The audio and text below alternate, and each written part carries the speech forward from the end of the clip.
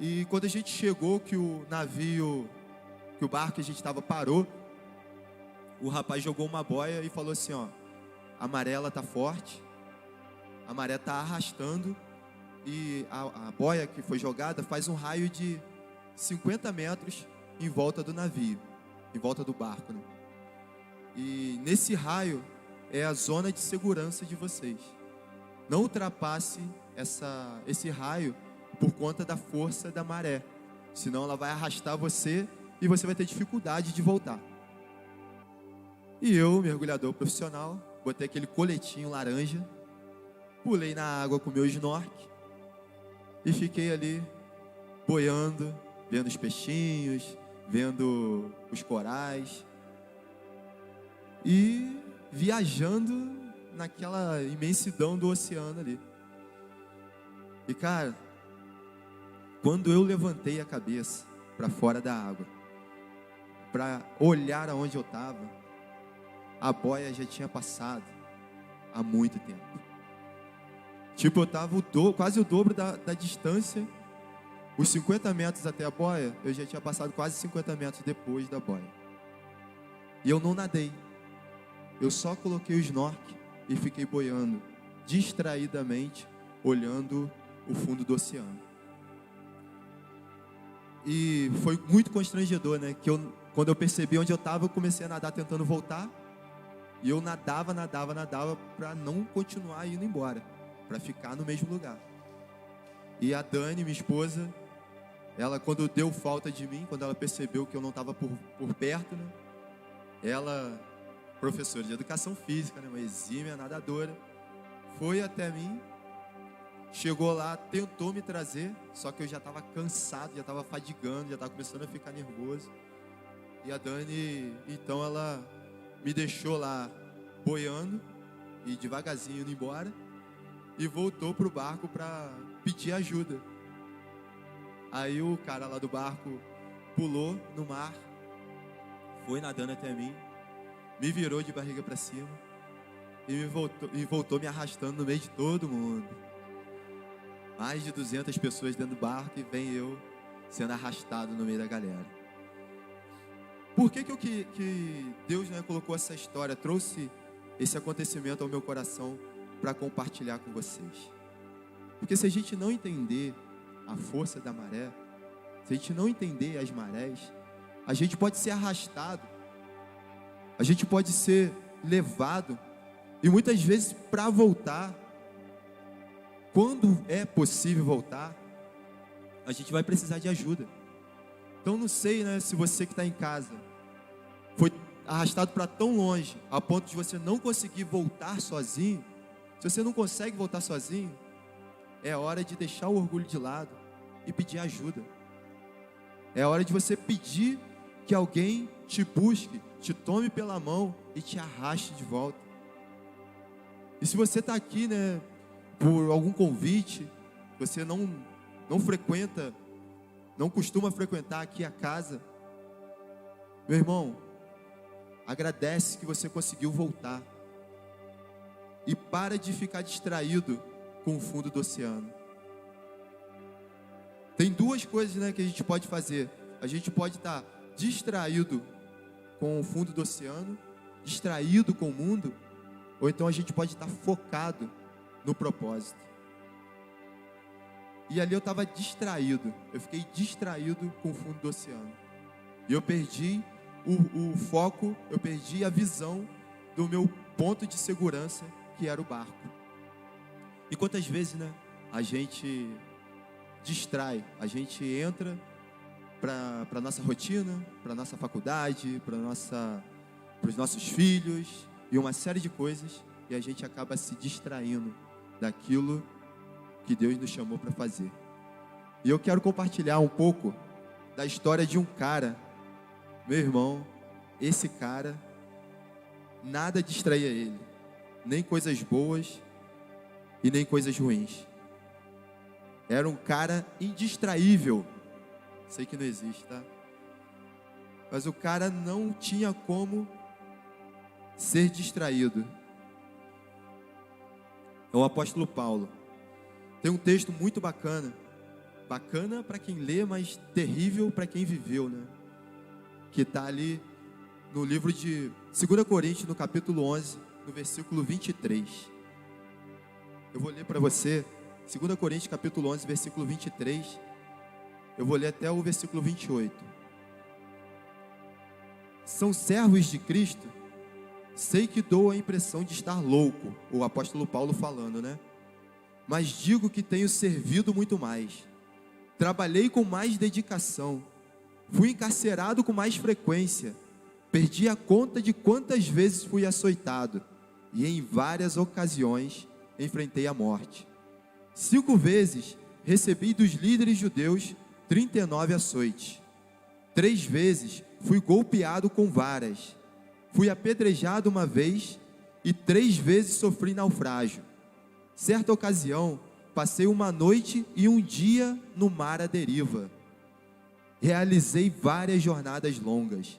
Enfrentei perigos em rios com assaltantes. Enfrentei perigos de meu próprio povo, bem como dos gentios. Enfrentei perigos em cidades e em deserto e no mar. Enfrentei perigos por causa de homens que se diziam meus irmãos, mas não eram.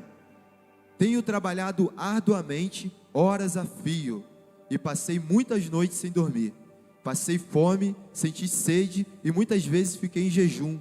Tremi de frio por não ter roupa suficiente para me agasalhar. Além disso tudo, sobre mim pesa diariamente a preocupação com todas as igrejas. Esse cara, ele não estava mergulhado, distraído com o mundo. Ele estava ligado no propósito. Mas mesmo ligado no propósito, tinha inúmeras coisas que podia fazê-lo desistir, podia fazê-lo não querer continuar, não querer perseverar. Como ele mesmo diz, né? Não querer completar a carreira, ou não guardar a fé. Mas ele se manteve firme, a despeito das dificuldades, a despeito das tribulações. E hoje, né, uma pergunta que eu gostaria de respondê-la através da palavra de Deus é: por que coisas ruins acontecem com pessoas boas? Já parou para se perguntar? Por que coisas ruins acontecem com pessoas boas? Porque o apóstolo Paulo, um homem de Deus, passou por tanta tribulação, por tanta dificuldade, por tanta perseguição. Por que coisas ruins acontecem com pessoas boas? Eu sei que quando a gente vai para outras cartas, né? Quando, por exemplo, a gente pega Filipenses. Você pegar o capítulo 1 de Filipenses, versículo 21, para mim, Paulo resume o que é a vida cristã. Se você ainda não sabe o que é a vida cristã, Paulo resume em um versículo: viver é Cristo e o morrer é lucro. Então é um cara que não estava preso àquilo que podiam fazer com o corpo natural dele, com o corpo físico dele. Um cara que não estava detido na atmosfera natural. É um cara que já estava morto. E com um morto você não consegue matar um morto. Você não consegue afligir um morto. Então ainda, né, ele também vai falar que ainda que o homem exterior, ou seja, ainda que a sua carne, ainda que o homem exterior, ele esteja a se desgastar, ele esteja a se corromper, ainda que a nossa carne, ela esteja sendo desgastada, ela esteja envelhecendo, ela esteja sendo corrompida por conta do passar dos anos, ele dizia, né, o meu homem interior, ele se renova de dia em dia. A perspectiva de Paulo não estava na terra, a perspectiva de Paulo estava no céu. Mas ele sabia que tinha um propósito na terra. Tanto que quando ele fala, melhor para mim seria partir e estar com Cristo. Mas para proveito dos irmãos, eu vou ficar. E enquanto eu ficar, eu vou viver Cristo.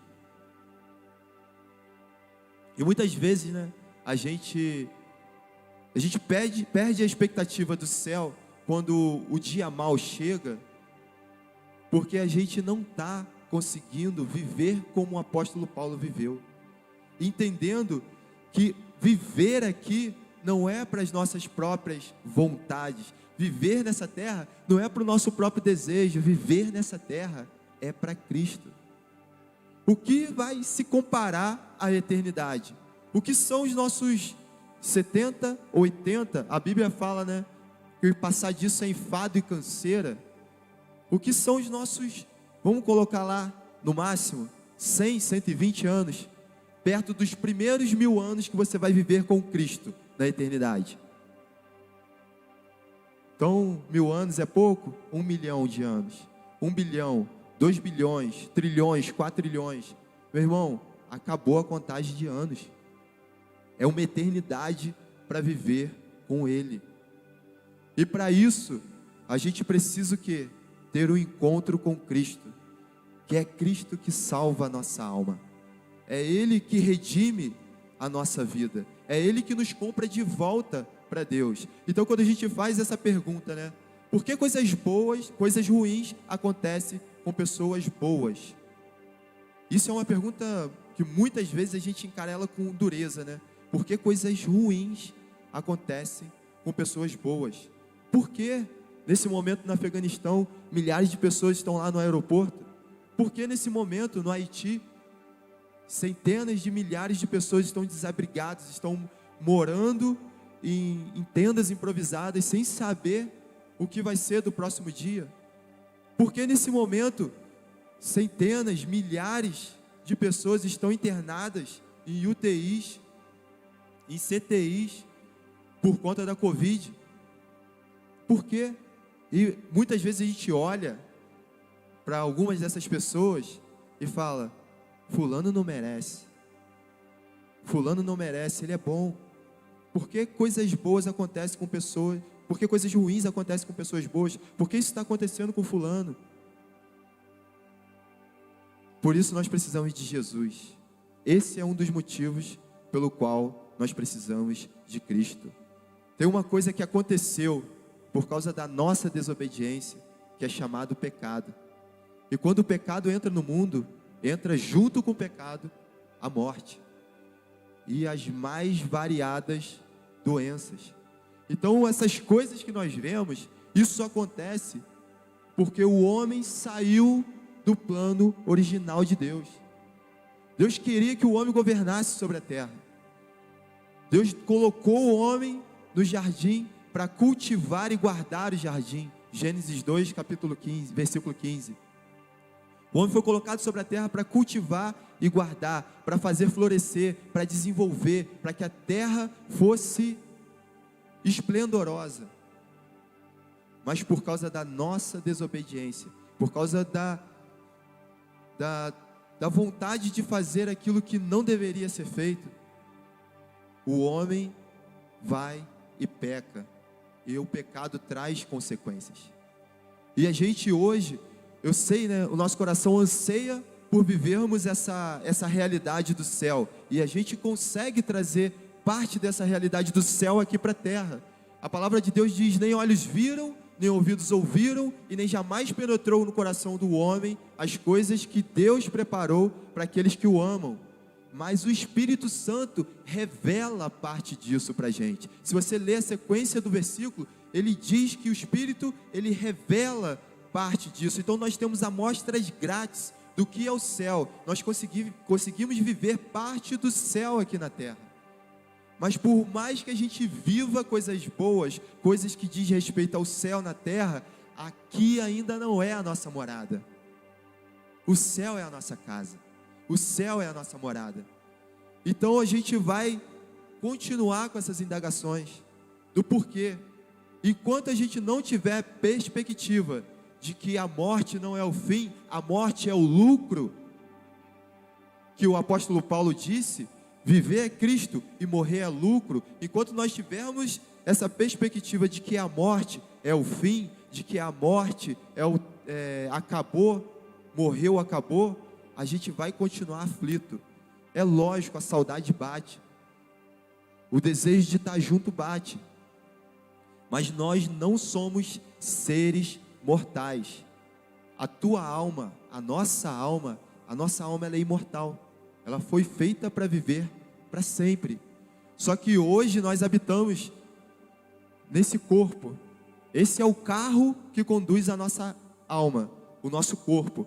E Paulo fala, o apóstolo Paulo fala, ainda o dia, que esse tabernáculo terrestre, o dia que essa barraca terrestre, o dia que esse corpo terrestre se desfizer, Deus está preparando para mim e para você um corpo glorificado, um tabernáculo celestial. Hoje o nosso corpo corresponde à natureza da terra. O nosso corpo, ele é composto pelos mesmos elementos da terra. Composição de quantidade de líquido, quantidade de massa, os componentes químicos. O nosso corpo, ele é feito pela mesma matéria da terra. Um dia nós vamos habitar no céu e nós receberemos um corpo feito para o céu, um corpo com as mesmas matérias, com os mesmos elementos do céu. Não me pergunta o que é isso, mas é isso que a Bíblia deixa de pista para a gente. Agora, por conta das tribulações, por conta das dores, por conta dos sofrimentos, por conta das perdas, muitas vezes a gente agarra nesse mundo e não consegue olhar para o autor e consumador da nossa fé, que é Jesus. Gente, bota a mão no teu coração e repete comigo: viver é Cristo e morrer é lucro. Não que a gente vá buscar a morte. Eu quero viver o máximo que eu conseguir nessa terra para abençoar e servir o máximo que eu puder de pessoas. Mas se em algum momento o Senhor quiser me recolher, eu estou voltando para casa. Eu estou indo embora. E não vai ser o fim. Não vai ser nenhuma pausa. Porque é o momento que você fecha, quando você fecha os teus olhos na tua casa, na noite, para dormir, aquele dia que você está cansado, que você abre os olhos e está de noite ainda, você não tem noção de quanto tempo passou. Você não sabe se passou 1 hora, 2 horas, 3 horas, se já está na hora de levantar. Se você não tiver um relógio, se você não tiver a luz do sol na tua janela, você fica desorientado. Você fica desorientado, porque você entra no estágio que não tem mais importância a quantidade de tempo que está passando. Então, quando a gente fechar os nossos olhos aqui, a gente sai do Cronos, a gente sai desse tempo que a gente conhece, do cronômetro, do Cronos, do tempo natural, e a gente entra no Kairos, a gente entra no tempo de Deus. E acabou, a gente fecha aqui, abre lá e não tem noção do que aconteceu. E não vai ser, eu passei. Não, já está na presença do Pai. Às vezes a gente fala que Deus é onipresente, e a gente tem a ideia de um Deus onipresente, é que está em todos os lugares ao mesmo tempo. Mas a onipresença de Deus é estar em todos os lugares ao mesmo tempo, no presente, no passado e no futuro. Então, quando a gente entrar no tempo de Deus, meu irmão, está tudo na palma da mão de Deus. Acho que por muitas vezes a gente subestima quem é o nosso Pai, quem é o nosso Deus. A gente não consegue entender a grandeza de quem é Deus. E a gente tenta colocar, como se tentássemos colocar um oceano numa latinha de refrigerante. A gente tentando colocar Deus dentro da nossa cabeça. Não cabe. Não cabe. Tanto que na eternidade a gente vai glorificá-lo e a gente vai dizer santo, santo, santo. E quando olharmos para Ele, santo, santo, santo. E quando olharmos para Ele, sempre vai ter uma nova perspectiva, sempre vai ter algo novo, sempre vai ter algo esplendoroso, sempre vai ter algo majestoso, do qual a gente não vai conseguir parar de dizer santo, santo, santo, santo. E é esse Deus que nos faz esse convite de vivermos acima das circunstâncias nessa terra. O convite é: a amarela está virando. A gente está entendendo, a gente está recebendo uma nova mentalidade. Não mais a mentalidade dessa terra, não mais a mentalidade que traz a expectativa dessa terra. A gente está recebendo uma mentalidade que traz a expectativa do céu. A amarela está virando, uma nova mentalidade. A nossa mentalidade, ela está virando. Esses 10 dias aqui no Shockwave vai ser uma injeção em você, para que nós possamos sair daqui, para que a gente saia daqui com uma nova mentalidade.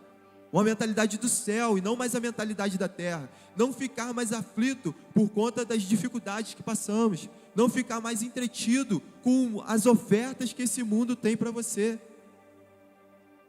Não ficar ali distraído, sem conseguir enxergar o propósito, sem conseguir enxergar a missão, sem conseguir enxergar o destino que Deus separou para você. Mas nós estamos tendo a nossa mente renovada para viver acima das circunstâncias aqui nessa terra. Amém? Amém? Essa semana, um amigo, que ele está até aqui, eu acredito que quando eu ler, ele vai saber que é dele que eu estou falando. Ele me deu um exemplo bem prático disso que eu estou falando. Olha só que interessante. A gente faz parte de um grupo no WhatsApp, e um amigo lá desse grupo colocou a foto de uma mulher para a gente estar orando por ela, porque ela foi diagnosticada com câncer, e para a gente estar intercedendo pela vida dela. E sempre que eu recebo esse tipo de notícia, a primeira coisa que vem no meu coração é a expectativa da cura. Sempre é a expectativa de que eu creio num Deus que continua fazendo milagres. Domingo eu fui à casa de um casal amigo nosso, eu e Dani, eu e minha esposa, a gente foi à casa desse casal, e a gente descobriu também que esse casal foi diagnosticado, esse casal não, né? O menino, ele foi diagnosticado com leucemia. E ele compartilhando ali com a gente, e na hora que ele falou, foi uma notícia teoricamente ruim, né? Mas me deu vontade de rir, de sorrir. E ele falou: eu tenho receio de ficar falando isso para as pessoas, porque as pessoas ficam me tratando com pena, e eu não gosto de ser tratado com pena, eu não me sinto à vontade com isso. Mas me deu vontade de rir, por quê? Porque eu não vou tratar ele com pena. Porque eu tenho a perspectiva, eu tenho a expectativa de um Deus que cura, de um Deus que pode intervir nessa situação. Mas como Sadraque, Mesaque e Abidnego, ainda que não cure, meu irmão, se ele me curar, eu vou viver para a glória dele. Se ele não me curar, eu estou voltando para casa. Viver é Cristo e morrer é lucro.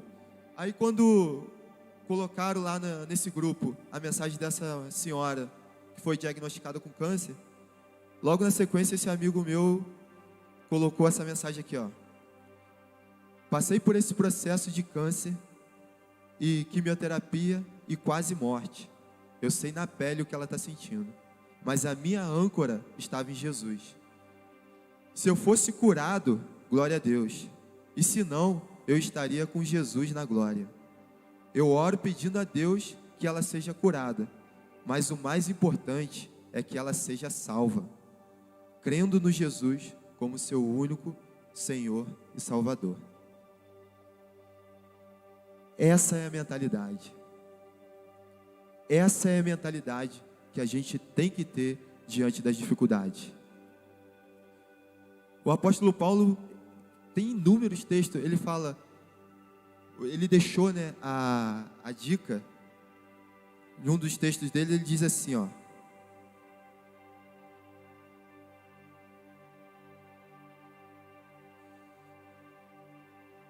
posso todas as coisas naquele que me fortalece. Esse foi o segredo que ele descobriu. Eu posso todas as coisas naquele que me fortalece. Eu posso passar por dificuldade e eu posso ter prosperidade. Eu posso ter o que comer e não ter o que comer. Eu posso todas as coisas naquele que me fortalece. Não eram as circunstâncias que fortalecia Paulo, era o Deus a quem ele cria, era Cristo que fortalecia Paulo, e ele podia todas as coisas naquele que fortalecia ele. Então, quando o dia mal chegar, e a gente for tentado a murmurar, tentado a nos distanciar de Deus, tenha em mente o seguinte: todas as coisas cooperam para o nosso bem. As coisas boas e as coisas ruins estão servindo para nos aperfeiçoar, para nos moldar, para nos trabalhar, para que a gente possa viver eternamente com Ele. Então, ao invés de desistir, ao invés de se desesperar, ao invés de criar desesperança no seu coração, não, declara: eu posso todas as coisas naquele que me fortalece. Não são as circunstâncias que me fortalecem, não são as boas notícias que me fortalecem, não é a minha despensa cheia que me fortalece, não é a minha saúde que me fortalece, não é essa barraca, não é esse corpo que me fortalece. Quem me fortalece é Cristo Jesus, e eu posso todas as coisas nele. Ele não nos prometeu nessa terra que nós seríamos isentos de dificuldades. Pelo contrário, João no capítulo 16 diz que, no final do capítulo 16, diz que nós passaríamos por aflições. No mundo tereis aflições, mas tende bom ânimo, porque eu venci o mundo. Um dos salmos mais conhecidos no Brasil, né? Acredito que no mundo, Salmo 23, começa ali, né? O Senhor é meu pastor, nada me faltará. Mas no versículo 4, fala o quê? Ainda que eu ande no vale da sombra da morte. O que vai acontecer se eu andar no vale da sombra da morte? Eu não vou temer mal algum, porque o Senhor é comigo.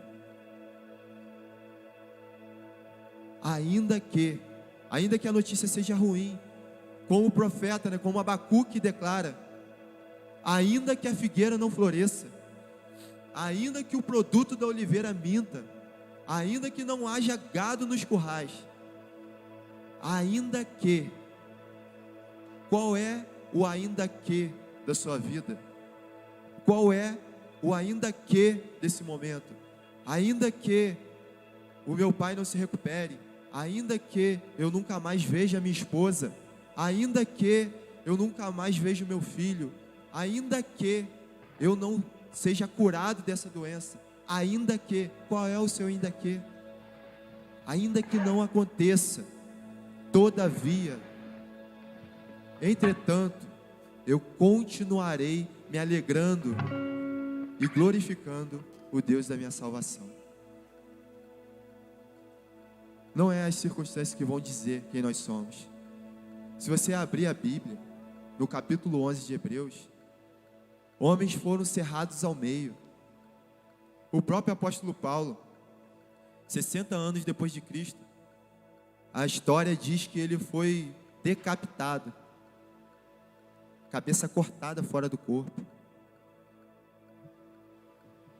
Meu irmão, homens perseguidos, homens esmagados, homens crucificados. E hoje, o que nos afasta da presença de Deus? A gente não vive esse nível de perseguição aqui, como ainda existe em alguns lugares do mundo, como a gente está vendo as notícias começando a apontar para que isso vá acontecer no Afeganistão. Mas muitas vezes o nosso embaraço com as coisas belas dessa terra, como o meu embaraço com o fundo do mar, nos afasta da nossa salvação, nos afasta do nosso ponto de segurança, nos afasta do barco que vai conduzir as nossas vidas de volta para casa. A nossa casa não é essa terra.